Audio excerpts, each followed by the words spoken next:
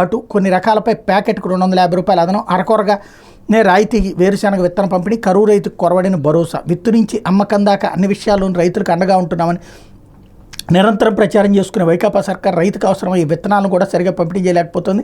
గతేడాది కరువుతో తీవ్రంగా నష్టపోయి పెట్టుబడులను కోల్పోయిన రైతుకు ఉచిత విత్తన రూపంలో చేయూత ఇవ్వాలనే విషయాన్ని కూడా విస్మరించింది. కనీసం రాయితీ మొత్తాన్ని కూడా పెంచడం లేదు. ఇప్పటికే కొన్ని రకాల పత్తి విత్తనాల ధరలు చుక్కలు అంటుతున్నాయి. సరఫరా తక్కువగా ఉండడంతో వ్యాపారులు సొమ్ము చేసుకున్నారు. మిరపలోనూ కొన్ని రకాల విత్తనాలపై రైతులు ఆసక్తి చూపిస్తుండడంతో ధరలు పెరుగుతున్నాయి. వీటికి రాయితీ లేదు. కనీసం రైతు భరోసా కేంద్రాల ద్వారా పంపిణీ చేయించాలనే ఆలోచన కూడా సర్కార్లో కొరవడింది. రైతులను వ్యాపారుల ఇష్టానికి వదిలేసి చోద్యం చూస్తోంది. రాష్ట్రంలో ఏడాది ఖరీఫ్లో అన్ని రకాలు కలిపి 6.26 లక్షల క్వింటాల విత్తనాల రాయితీపై పంపిణీకి వ్యవసాయ శాఖ ప్రణాళికలు రూపొందించింది.